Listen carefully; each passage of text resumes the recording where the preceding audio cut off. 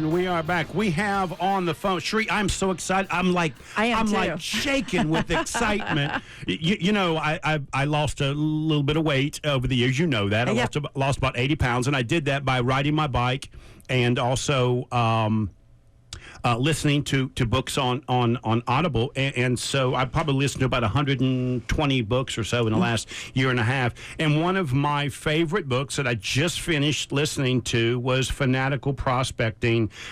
Jeb wrote it. He is the founder of salesgravy.com, and we've got him on the air. Jeb, are you there, my friend? I'm here. Buddy, thank you so much. I really do appreciate you calling. And, you know, you kind of took away some of the thunder because you were so gracious, and I only had to send you one email to ask you to be on the air. I had this whole email campaign and voicemail message campaign I was going to give you to talk you into being on the show. And, man, you picked up and said yes on the first email. I appreciate it. So I appreciate it. I'm very happy to be here, and thanks for the kind words about the book. Oh, absolutely. It is just a great book. Anybody that is responsible for sales or doing sales really has to pick up this book. It is the real deal. You, Jeb, are the real deal. But before we dig into the book, I've got like 46 bookmarks in your book, right? Like that I want to go through because there's so many small business people listening, and I know they really want to hear about your book. I want to hear a little bit about you. How did you become this master of sales? Can you give us a little background on that? Yeah, you know, I've just always been in sales. So I started off even in high school. I was on the yearbook staff. I outsold everybody on ads in the yearbook staff, and I ended up working in corporate America for about 20 years. Worked for a multinational Fortune 200 company. Started in Charlotte, North Carolina on a truck, driving a truck right out of college. And 10 years later, I was the head of sales for the company. And I got promoted really fast. It was a rocket ship, one of the youngest, executives senior executives in the company's history. But I did that because I was able to outsell everybody along the way. And what we sold was a pretty mundane product. It was a commodity for the most part. But I learned early on how to take what felt like a commodity to most people and turn it into something that was unique for my client because of the way I approached the sales process. But I was also insane about prospecting. I just had this routine every single day, every day. And I didn't name it Fanatical Prospecting until much later in my, in my existence in sales. But it was exactly what it was. And I realized that I wasn't the smartest person. I certainly wasn't the smartest person, and I wasn't the best salesperson in the world, but I could outwork anybody. And prospecting is basically that. It's just outworking people. And then jumped at it back in, the recession happened that most people that are of our age remember, and that changed my life, and I had to become an entrepreneur.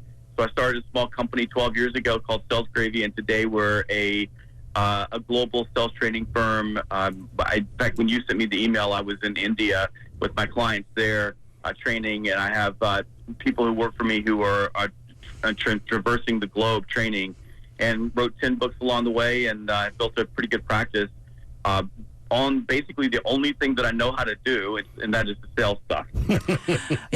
Jeb, something that really stood out to me, and I am just now reading the book myself, and I'm excited. I've had a couple of your others. So the process, the word process, and you go through your entire book. I went through the whole, kind of leafed through it, and you have a process around everything. And I think that is so powerful. Can you talk about that for a minute? Because so many people are like, oh my gosh, process. Oh my gosh, they're afraid they think it's more work, and they don't understand it's actually making it less work. So talk a little bit about that.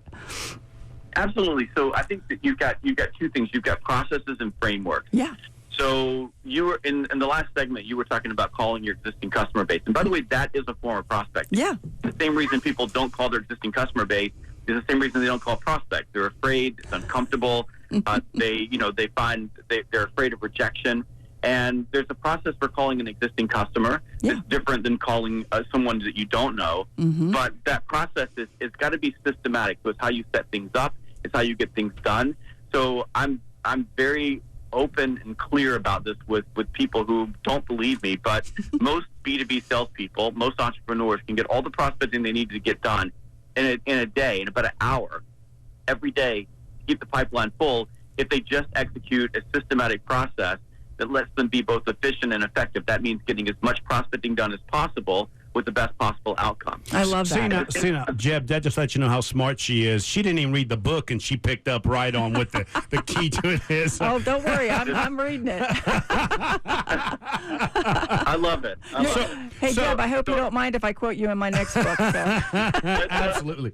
So as soon as I turn the page, right, Jeb, the first thing I see are the three things that you need to keep it real in sales, business, and life, which is your actions, your reactions, and your mindset. It really is about the salesperson and their actions, correct? That's right. Those are the only three things you can control. We sit and whine and complain about everything that's happening around us. And you mentioned small business people, because I went from Fortune 500 to small business. Mm-hmm. So I've been on both sides, and I know how difficult it is to be in small business, especially if you're an entrepreneur and you have a couple of three salespeople. It's tough. But you can find every excuse in the world for why things won't happen. But the only things you can control is what you choose to do, how you choose to respond to the things that are happening around you, and then your attitude and beliefs about your world, your customers, prospecting, sales, growth, your business, and human beings in general. And if you just focus on that, it takes a lot of the noise out of the system. So Jeb, here's what I'm gonna try and do. Now you're gonna have to do this fast because I got 40 things to go through, right? You know what I mean? So you're gonna have to go fast. But let's talk about one of the things you say is success leaves clues, right? And so you've got these 7 things. So I want to go through them real quick, and if you want to add something to them, go ahead and add. Okay? And so number 1, Sure. Optimism and enthusiastic. So I found that really interesting that you found that to be important. Well, I think optimism is critical because if you're prospecting, people are going to tell you no. So optimistic people learn how to forget fast. Right. So they say, okay, I got no here, but they're right around the corner, there's going to be a yes. Okay, so number 2, you got to be competitive. That one did not surprise me. I see most salespeople are pretty competitive. I would assume.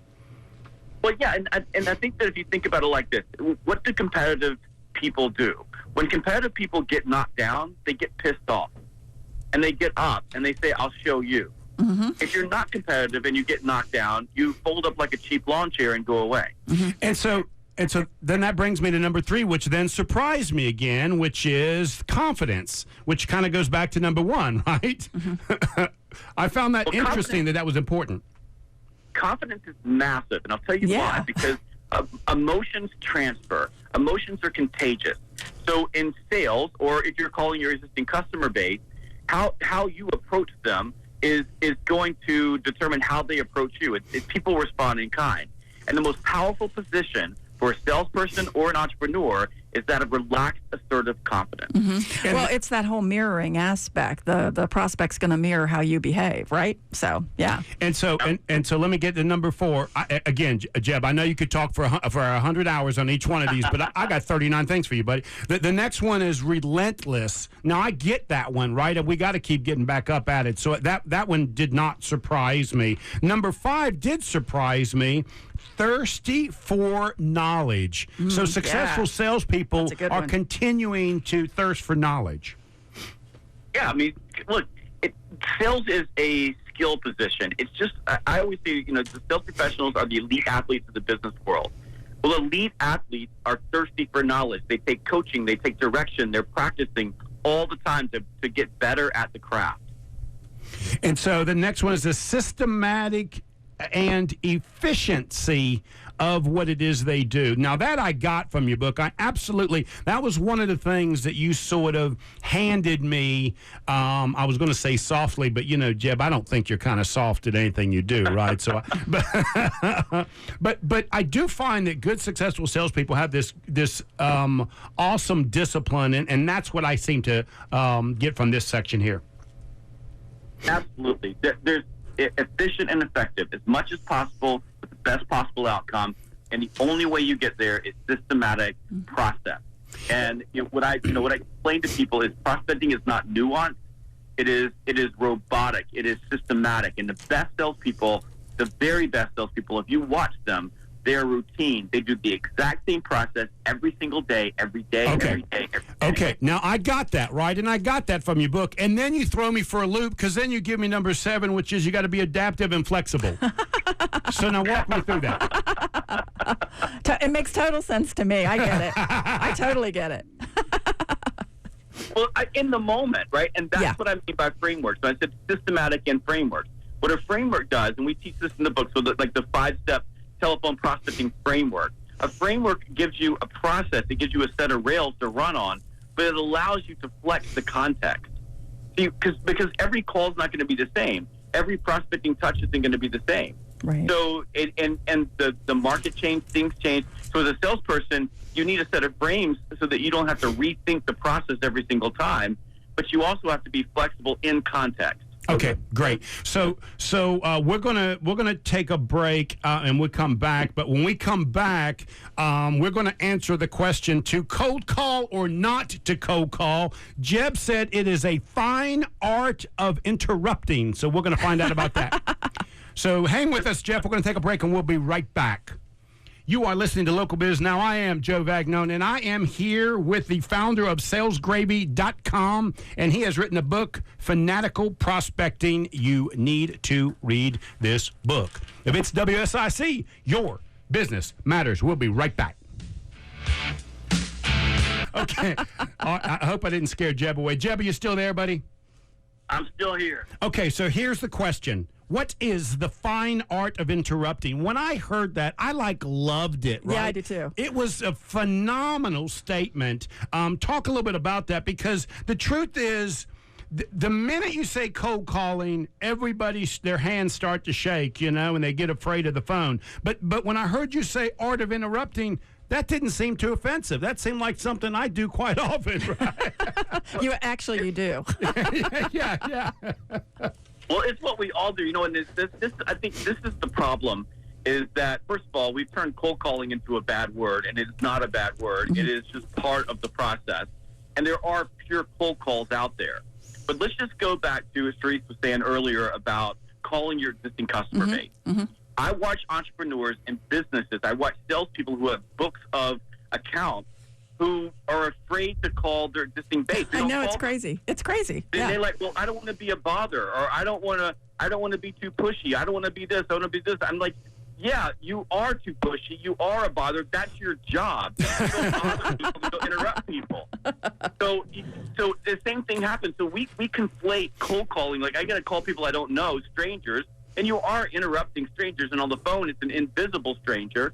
But the reality is whether it's an inbound lead, and by the way, more than half of inbound leads never get followed up on. Oh, that doesn't surprise me. Afraid to interrupt. Yeah. And it's a sad thing. So it doesn't make a difference if it's an inbound lead, if it's a lead that you picked up after a networking event, if it's an existing customer, or if you just went and grabbed a list of people or businesses that you don't know, or you're going to go knock on doors. No matter what you're doing, you got to interrupt people. And when you interrupt people, it's going to bother them because they were doing something else. And that's why we teach frameworks, so that when you interrupt them, you can do it fast, you can get to the point, and you can be relevant, so that even though you are an interruption and they don't really want to talk to you, you can get to the point, get what you want, get off the phone, get to the next touch. And Jeb, what's interesting about this, and we can't dig into it today, because I'm going to talk to you into coming back, but you in the book talk about how to do that interrupting. Yeah, and so that's what's so phenomenal about that. Right. I have a question for you, Jeb. I was taught a long time ago on the cold calling front that the best time to try to call somebody is 5 to 10 minutes before the hour, because they're likely having that cushion right before they go into a meeting. What's your thoughts on that? Well, my thought overall is timing calls is a really, really, really poor strategy. I'll tell you why. I appreciate that, because I didn't see that it worked. Yeah. Trying to time the stock market is a poor strategy. Exactly. Because what happens is, if we go back to actions, reactions, mindset, nobody wants to interrupt strangers. We don't want to interrupt our own customers because of the way it makes us feel, and we don't have time to get into the psychological and neurophysical reasons for that, because those things are real. Yeah. But when we start going through, I'm going to time the best time to call people then it becomes an excuse not to call now. I agree. And now is always a bad time if you start thinking about it. So Now is always a bad time. That's true. Best time to call, best time to do your prospecting is first thing in the morning. So when you come in, instead of getting on email and diving into YouTube and cat videos and all the other crap that you do first thing in the morning, pick up a list, get on the phone, and dial. Yeah, before the hour you may pick up more people. Yes, Friday afternoons might be better than Monday morning. But if you just start every single morning, the one thing I know to be true is that most decision makers are in their office in the morning. Yep. And most decision makers are not caught up in all of the stuff that's that's going to eat them alive in the afternoon. They don't have meetings, alligators, all the problems. So from a probability standpoint, pure probability, the probability is much higher in the morning that when you interrupt the stranger, their response is going to be less harsh, and you're more likely to get them, and you're more likely to have a conversation that's going to turn into something. If you're calling into manufacturing, start at 6:30 in the morning. If you're calling into banking, start at 9 o'clock in the morning. But start first thing in the morning and get prospecting off of your list so you can move on with the rest of your day. Otherwise, you're going to put it off, and around 4 o'clock, you're going to know you're supposed to do it, but you'll be bargaining with yourself to double it up the next day, and you won't because you don't like interrupting strangers. You know, I love what you just said about the manufacturer because my clients that were manufacturing clients were always surprised that we were willing to call and interview like a supervisor or, an ops, the plant manager at like 6 in the morning. Yeah. And I would and they were like, wow, you do that, and I go, well, your salespeople could do that too, and they were just like they couldn't even fathom that, and so I love that you reinforced that. I'll tell you a quick story. So I was up in Greensboro, North Carolina with a group of reps who sell capital equipment into manufacturing, and they were complaining they couldn't get anybody on the phone, and when they went there to the manufacturing locations, they couldn't get anybody to talk to them. They got stopped by gatekeepers.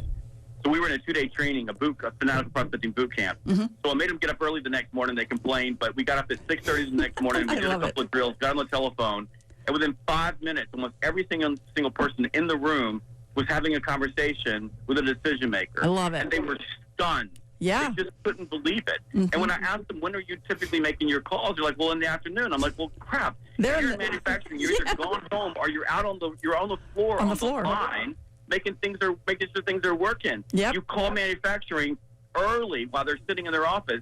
They couldn't believe it. One kid said, I've been trying to get in there for 3 years, and in 5 minutes, the guy had a conversation with me, and I booked a meeting. It's just like you've got to use your noggin, and you got to think, but still do your prospecting in the morning and do everything else in the afternoon. And by the way, that's how business works. Most people are at their desk doing work in the morning, and they're scheduling their appointments in the afternoon. So do your prospecting in the morning, and then schedule your appointments for the afternoon. Okay. And if you just do that rhythm every day, you're going to win. Okay, so you have 3 core laws of prospecting. Number 1, the universal law of need. Number 2, the 30-day rule. And number 3, the law of replacement. You want to take these one by one, or you want to take them as a group? Let's take them one by one. Okay, universal law of need. Yeah, the more you need something, the less likely you're going to get it. So this is well, just think about, just think about when you were in college and you were dating, right? The more you needed a date, the less likely you're going to get a date. Why? Because when you're desperate, you exude insecurity, not confidence, and emotions transfer, right? So if we start thinking about prospecting, this is how prospecting ties into better salespeople. Prospecting is asking for time. Sales is asking for commitment. And if you are a better prospector, if you have a full pipeline, then you can sell like it doesn't matter. You can have relaxed, assertive confidence. You can be disconnected from the outcome. And because of that, it makes you more confident. Because you're more confident, you exude that confidence. And then your prospects, they respond in kind. They mirror your actions. And all of a sudden, you have a deep competitive differentiation at the emotional level, not necessarily at the features and benefits level. So this is big time. Okay. The more you prospect, the better salesperson you're going to become. And I love the 30-day rule. What is the 30-day rule? The 30-day rule, it works. Pay attention to this. Live by it. The prospecting that you do in any given 30-day period has a tendency to pay off over the next 90 days. So what happens is I'm sitting with a group of salespeople, and they go, yeah, we did some prospecting a day. We didn't really get anything from it. I mean, that's the wrong mindset. The mindset is is that prospecting is quid pro quo. I prospect, therefore I get. No, you prospect and you plant seeds that build for the future. The prospecting you do at any given 30-day period pays off for the next 90 days. The lesson here is that you take a day off, it's going to hurt you. You take a week off, it's going to bite you. You take a month off, and they're going to be handing you a cardboard box that you're going to take to your car on the way to your next sales job. And a little bit later in the chapter, you say 90% of sales slumps can be linked directly to failure to prospect. So if you literally, if you stop, you're going to find yourself in a slump. So Yeah, absolutely. So and the last one is law of replacement. The law of replacement is the science of prospecting. So the law of replacement simply says this: 10 minus 1 equals 0. I know that all the math people in the audience are shaking their head. What that means is if you have a 10%, let's say you have a 10% closing ratio, and that's pretty low for most people. Yeah. So you have 10 prospects in your pipeline, and you close one at a 10% close ratio. Now you have 0 prospects in your pipeline. Why? Because statistically speaking, the other 9 are no longer viable because you only closed 1 out of 10. Mm-hmm. So what most salespeople do is they fool themselves into believing that I have 10 in my pipe, I close 1, I therefore have 9, so I don't need to do any more prospecting. So they end up on this basically it's the desperation roller coaster. They live at the feast or famine amusement park, right? Yeah. And they're up and down, up and down, up and down. And the law of replacement simply says this: you must replace the prospects in your pipeline at a rate that it either is equal to or exceeds your closing ratio. It's a simple mathematical formula that tells you how many prospects you need to put into your pipe every single day. Okay, so we've only got about 2 minutes, 2.5 minutes. So we're going to end this with Chapter 8. Time is the great equalizer of sales. You say it's how you efficiently and effectively use the golden hours. You want to talk about that? Yeah, the golden hours are the time of the day that you can talk to people. So we were just talking about manufacturing. Mm-hmm. So the golden hours for manufacturing are about 6 a.m. to about 3 p.m. That's golden hours for decision makers in manufacturing. So all the golden hours is pick a time in the morning and pick a time in the afternoon where you can be spending time with customers and prospects. And during that time, if you are not on the phone with a customer or standing in front of a customer having a conversation, you are unemployed. You are not doing your job. So my message for people during the golden hours is this: if you got administrative stuff to do, if you got a cat video your mom sent you that you want to watch, if you got anything out there that you think is important during the golden hours, and it's not talking to a customer, it's not important. Do it during the platinum hours, the time before and after. So, Jeb, what's the problem you have with cats, man? I mean, what's wrong with cats? I love a cat video. Cats are cute. You're probably watching one right now while you're talking to us. You are listening And to... you haven't lived till you've been to #Catterday. You are listening to the author of Fanatical Prospecting, Jeb. He is also the founder of salesgravy.com. Jeb, we do not have enough time, buddy. And I promise you, listeners, I have only got to Chapter 8 in the book. It is a phenomenal book. Please go. He's also got a website that's got tons of information. Jeb, I think it's fanaticalprospecting.com, correct? Or is it salesgravy.com?